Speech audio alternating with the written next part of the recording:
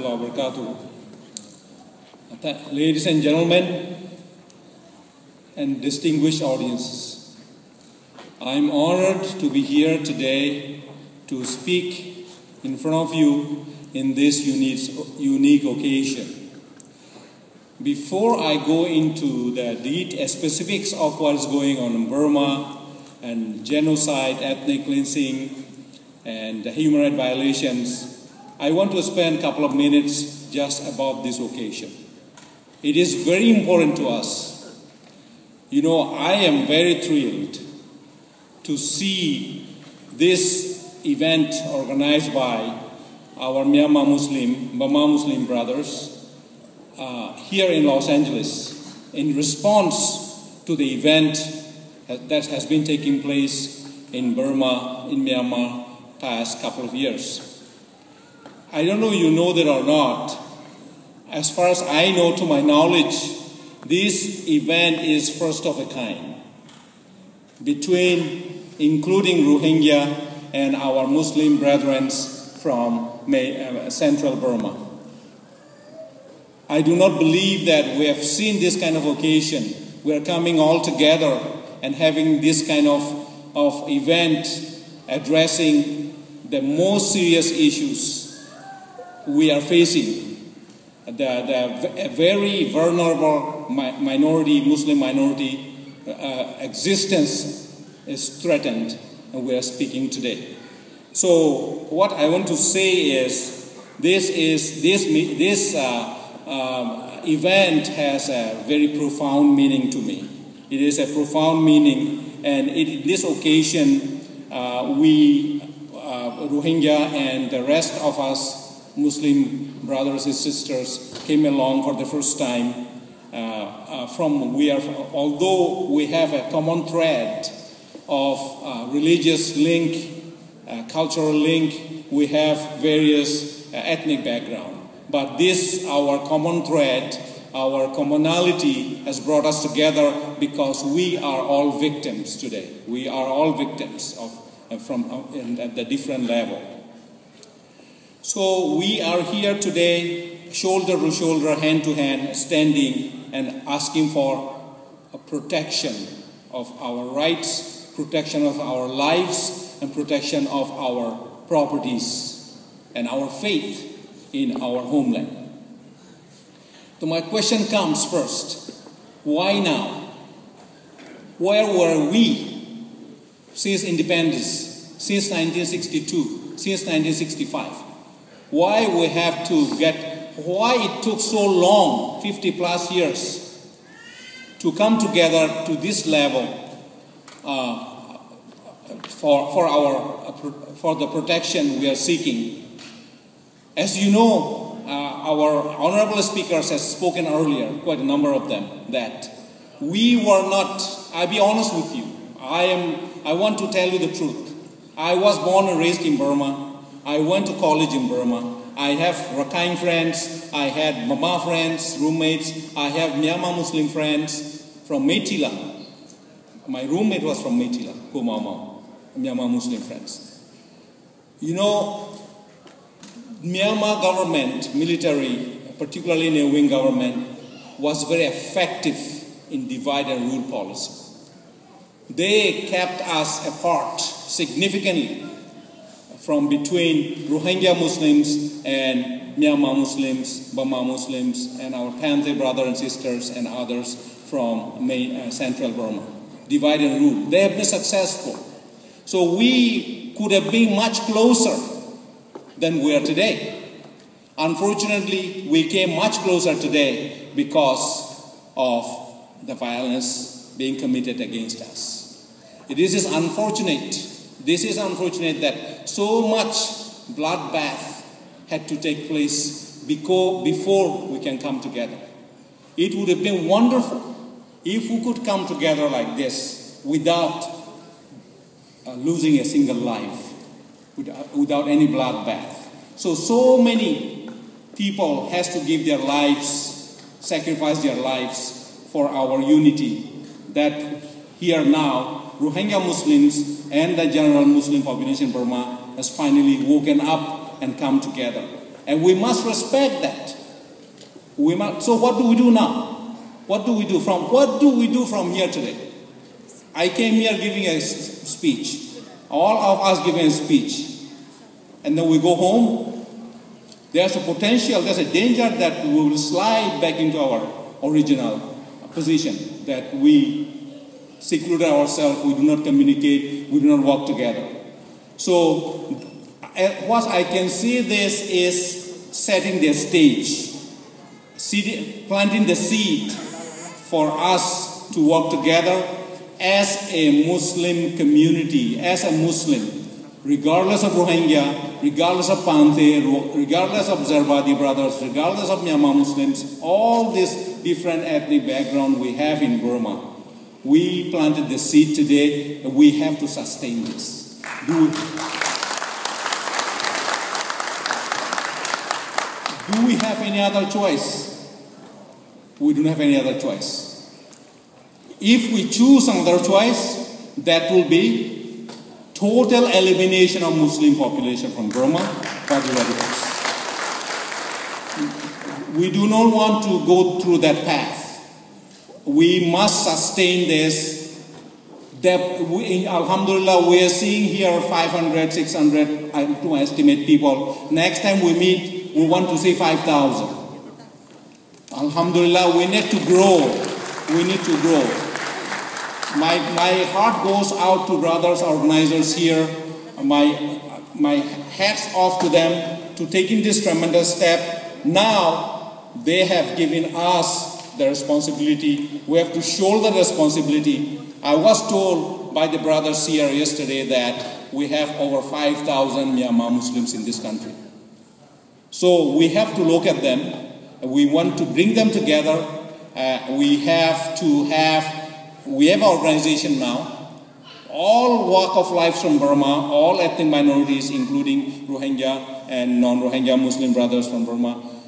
We will have to have chapters. I call upon you to be the member of this our organization, Myanmar Muslim organization in United States, from various towns, various states, and we can have. I advise that we'll have chapters. We will have LA chapters. We will have Los Angeles chapters, New York chapter, Miami chapter. We need to have a strong leadership. We want to have a strong leadership to consolidate us from various parts of the United States and become a force. This is very important thing that I want to spend time on my short 15 minutes. Now, once we mobilize our community in this country, Myanmar Muslim community, their story does not end. We have to transcend this to inside Burma. As you know, how we can maneuver in this country freely with free speech, they cannot do that in Burma. It's much, much more difficult to organize an event like this, Myanmar Muslims in Burma, and have an event and then consolidate. It's too risky in Burma. So we may not have a strong leadership within Myanmar Muslim in Burma as we can have here, because just for freedom. They do not have freedom, so they may be afraid. So we need to lead them. We will use individual connections, Skype, email, internet, telephone calls, to mobilize them to follow this model. We are not that close there yet.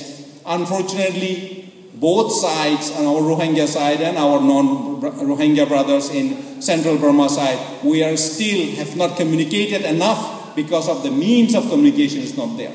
So we really need to take a central role in bringing them together to the level that we are here today.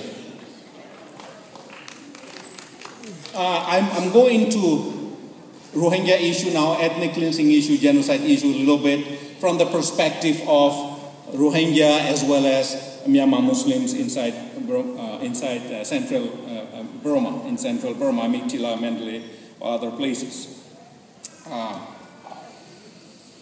I want to say this first. I want to start with the Rohingya issue because the problem, this recent problem of ethnic cleansing, genocide, all this started from Rakhine State with the simple accusation of a rape victim, which was reportedly a setup, that rape case. The Rohingya issue, this ethnic cleansing issue, genocide issue, violation against human rights issue we are talking about starts Rohingya. What do Myanmar government say? What does radicals, the hardliners in Myanmar government say about when international community brings up this genocide and ethnic cleansing issue? They say, no, this is a border issue. This is a border issue. This is an immigration issue. What happened to the border? This is a porous border issue.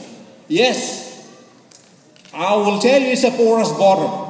Through these porous borders, no Bengalis are coming in. Bengali Rakhine's are coming in. That is the porous border. You know, an estimated 80,000 Rakhine Bengali has entered and settled in Rakhine state and subsequently moved into central Burma. They are coming through porous border. That is the immigration issue. That's not the Rohingya immigration issue. You know, the Rakhine state, particularly not Rakhine state, as our respected guest earlier indicated, that one of the least developed region of the world. Austerity, economic hardship, violation of human rights. Which Bengali in the world would like to go there? Are they crazy? This is absolutely baseless, saying that there is a gold, they are pretending like Northern Rakhine is a gold mine, everybody is coming in. No, only only Bengali Rakhine from Bangladesh is moving in to grab the land from Rohingya, have settlements as a Natala model villages. As Dr. Zani has indicated, border demarcation. Every border has artificial man-made demarcation of borders. In Rohingya area, the same thing. It's artificial. The Rohingya people, original people of that land, predates Burma. When British carved the border, divided Greater India to Burma and India, that's where River Naf became a border. You know what Myanmar government and these radicals in Myanmar government said? Look, these people are Bengali because they speak the same language other side. They have the same culture.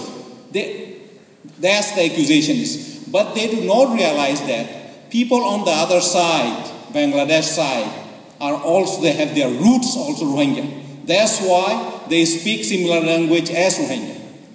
You know, there was a violence took place, I believe, in 1924 against Muslims in Rakhine State. And a lot of people have been pushed north, went over the border. So if you go there in southern Bangladesh, the language they speak, those people have the roots in Rohingya. That's why they have Rohingya influence on them. That's why we are similar. If they are Bengalis, pure Bengalis, why their language in southern Bangladesh is so different from the main Bangladesh language? You know, if you go to Dhaka, I must stress this. You go to Dhaka, they have called Shuddha Bhasha, the Bengali language speakers. You ask them, you speak to them with the language from the southern Bangladesh, they will not understand a word. They said they do not understand the language from southern Bangladesh. Okay. If their southern Bangladesh language is Bengali language, why wouldn't they not understand? It can be dialect, it will be different. So my point is, southern Bangladesh people there now has becoming Bengali, slowly Bangalization, because they lived there for so long, so many decades, centuries. But their roots are in Rakhine State, in Arakan, in Rohingya roots. That's why we have similarities. But we do not have similarities with Bengalis. Now, Bengalization of us. Bengalization of us. Why Burmese government and the radicals and hardliners are insisting that we are Bengalis? As Dr. Zani said, they want to eliminate our identity. They do not want us. When you say Rohingya, to Myanmar government, Myanmar officials, they go crazy. They do not want the word Rohingya, even they don't want to listen to it, because this is identity crisis, it's identity issue. They do not want us to maintain our own identity. They want to eliminate the identity, so they are doing Bangladization. As I speak today, in Mount Budhi Dongsit, there are campaigns going on. The Myanmar officials are forcing the Rohingya population to write Bengali in the forms. They are beating them up. They are arresting them. The children are taken away. If parents can come to police station and then sign as Bengali and get them released. So this is not going to stop. It is not going to be stopped easily unless international community comes strongly on them. Use all our avenues to stop these serious violations that they are making all the Rohingya Bengali. So what they can do, they will eliminate our identity of ethnicity in Northern Rakhine State, and at a best case scenario, they could give some Rohingya citizenship, a best case scenario, through naturalization. If you look at the commission report, you will see that the government, if government has given the citizenship to Rohingya through naturalization, government will have the right to revoke it. If some people are selectively given the citizenship through naturalization, it will not last. They will take him back. A police officer can go and confiscate the citizenship card and ask for money, corruption. That will be a big mess. The bigger mess than today. If any Rohingya is given a naturalized citizenship using the term as Bengali. I'm not going to go into details of the atrocities taking place in Rakhine State, has been taking place in Rakhine State. Most of you already know that. Among all the violations, those audience who may not be familiar a lot about what's going on, about the violations, the most critical issue right now is, among others, two-child policy. Why two-child policy? Ethnic cleansing, genocide. Simple math. You have two parents, two children, right? So population is stabilized. If there's a 1.5 million Rohingya, there's 800,000, there's another story. But there's a 1.5 million Rohingya, the 1.5 million Rohingya should stay 1.5 million. And then, when they stabilize the population, and then how do you get rid of them? Then you force them out to Bangladesh. You kill them. You force them out to the sea to Malaysia. So, they need to put a cap. They need to put a cap to Rohingya population. Do not grow through two-child policy, and then it will be easy for them to eliminate. If they do not do that, if Rohingya population continues to grow like their population, the more you push out to Bangladesh or sea to Malaysia, Indonesia, Thailand, the more birth will take place. That's why they are doing forced abortions. They are doing two-child policies. The most serious issue we are facing today, among others, is this. Another way of stopping the population, reducing the population. Marriage. Rohingya people, if they want to have children, they will get married. So do not get married. So they will have, that's the simple math they are doing. Whether is practical is another reason, another issue. But this is why they are banning the marriages. If they give the marriage certificate, you have to give money, thousands and thousands of US dollars, not the kid. There will be millions of kids. Forcing people out, simply, Nasaka itself is involved in human trafficking. It's documented. You go to Alidenjo beach, people are lined up, young men, ready to go to Malaysia and Thailand and Indonesia and now Australia. All protected, all those people are lined up by Nasaka. What they are doing, they have larger vessels in the ocean, smaller boats come to dock, and then people will board the smaller boat and go to the larger boats, and Nasaka is arranging that. So this is people forcing out. People are pushing out to Bangladesh. Still people are moving to Bangladesh at one family, two families. Go to the refugee camps, staying there illegal. They cannot blend in because we go to Bangladesh, Rohingya goes to Bangladesh, they cannot blend in. They have to stay in refugee camp or isolated pockets because we are not Bengalis. We are Bengalis, we can mix with them. Travel restriction, another thing. If you know travel restriction,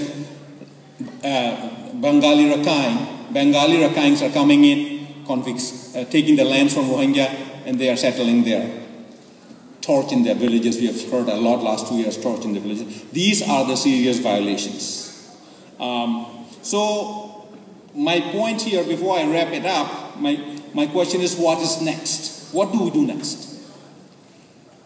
We will have to continue these efforts through all channels, all means, through, as Yusuf said, through your congressmen, through your elected officials, with the State Department, with United Nations, with European Unions, or at the all level of international.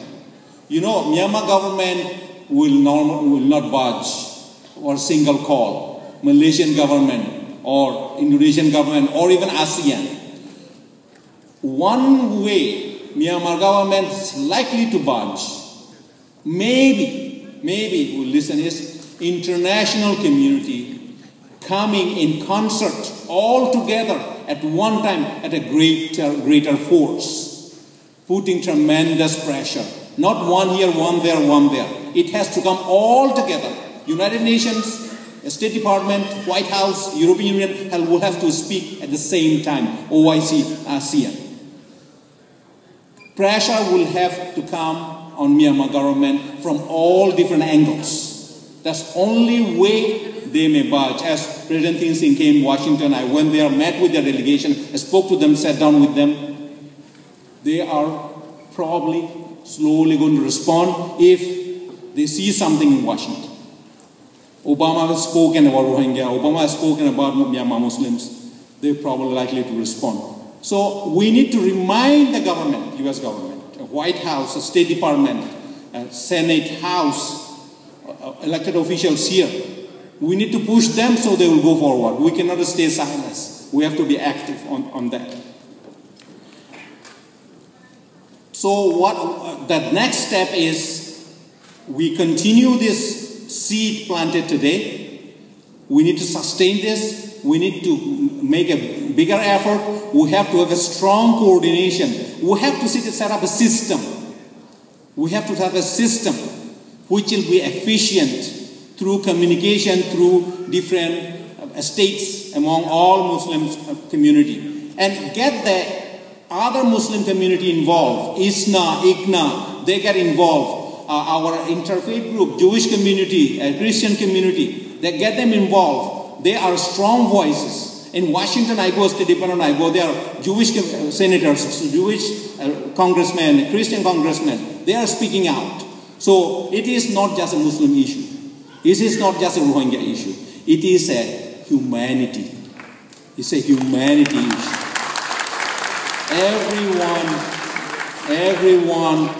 Every human being which is sensible enough will speak out for the justice. So, inshallah, let's continue to work with, again, I'm afraid, I always talk about this.